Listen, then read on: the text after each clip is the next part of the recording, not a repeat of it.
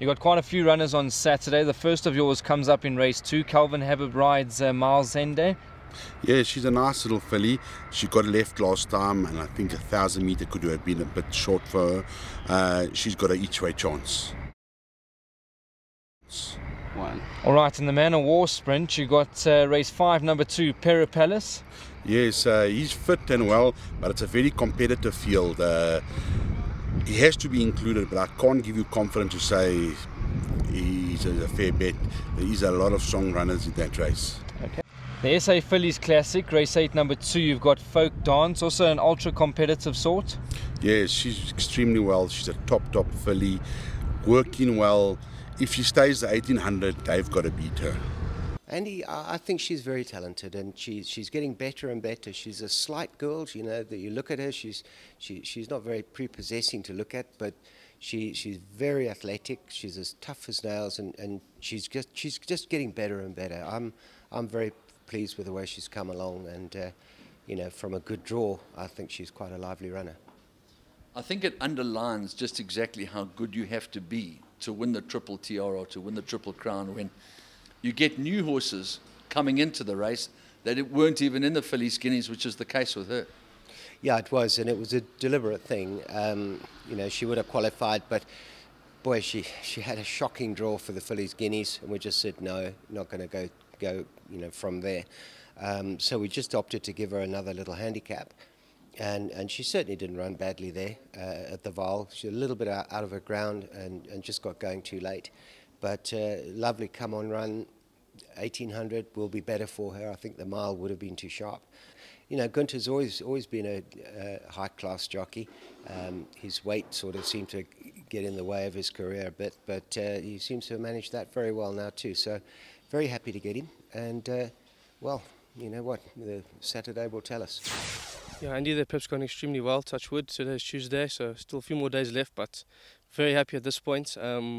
Probably could have got better draws, but not panicking. They're nice fillies, and hopefully they just get a bit of luck in running. Last time you said to us, taking the piece, obviously gave them weight in the prep run.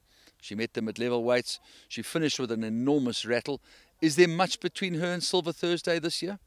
There isn't, Andy. I do think Silver Thursday is an out-and-out Oaks filly, whereas taking the piece has shown that she's now effective over a mile and possibly the 18 as well. We didn't know until Guineas Day. So, like I said, the preps have gone well, and there isn't much between them in the races and in at work. Maybe just the draws the difference. Well, I was forced to change Aurelia Cotter's prep, obviously, with the issue that she got kicked at the start. Pretty happy with her run. Basically, her first run back from Cape Town in a 9 furlong, 4 lengths to Orchid Island. Strong company. I think that's a decent comeback run. Her prep's gone very smoothly, good draw, strong rider. I think she'll be there.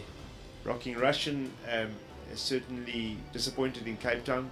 Never showed anywhere near her form in the Cape, but certainly in a pipe opener back up here in the Guineas, running on strongly to be, I think, just a couple of lengths off the winner. Her prep's gone smoothly, and I expect her to be thereabouts. We got London Secret, who we are taking a chance over this distance. If it doesn't work out, we will come back to the mile, which I think she'll be effective, very effective over. And obviously Forest Express has also not had a lot of racing and has to up her game to cope with this company, but I do think she's got a lot of potential. Okay, on to the boys. Obviously, Al Sheba gets the blinkers on. He's got Ryan Munger, bad draw. Yeah, he's maybe not up to this kind of class. We're hoping that the blinkers brings out the best in him. He's got to be ridden cold, so just hope for luck in running with him, but he might just be a little outclassed, yeah. Royal Crusade from a good draw in the Guineas, cracking run. Very good run. Mile was way too short. Obviously, the draw helped him be right up there and save ground, so he's a nice horse, definitely a derby horse. Come on a lot. He was still blowing very hard after the Guineas. Also a good draw gain, and I'm sure he'll be right there. The other 3 runners, Noble Secret is a horse that ran on beautifully in the Guineas. Pietro Mascagni, not a bad run at all. He was just out the money. And Like a Panther is a horse that's laden with talent and showed himself to good effect in Cape Town from deep draw. Yeah, we'll start with Noble Secret. He's acquitted himself very well so far. He's very lightly raced. It was only his 4th start in the Guineas, so I was pretty impressed with the way he finished that final furlong because it didn't look like he was going anywhere at the top of the straight. So he'll definitely be suited to this further distance, and also a good draw is a big help for him. So I'm really happy with him. Pietro Mascagni also ran a good race last time, sat last and ran on really strongly. Definitely going to enjoy the extra, and once again drawn well, so everything's positive for him as well. And then Like a Panther, he's probably got the most class, I think, out of our runners, but you know, he hasn't had a run under the belts. Anyway, we've had a good prep with him. He's done a lot of work, seems in good form, and draw one. Also, everything's looking positive for him. And finally, the gelding of Noble Secret, has it worked in spades? Has his behavioural pattern changed significantly? It's hard to say. He's still very uptight at the track and just before his races, but I think once he's on the track, his behaviour has changed. Once he's working, he used to pull very hard. Now he's a lot more settled, and I think his last run he was actually off the bit, Randall said, so that was a very good sign, and I think it's going to be very important for Saturday. This doesn't make sense to me. You know, they want good horses to run and good horses to win. This horse can't win from those draws. It's one of those facts of racing in South Africa and all over the world. When you're drawn bad, it's 3, 4, 5 lengths sometimes.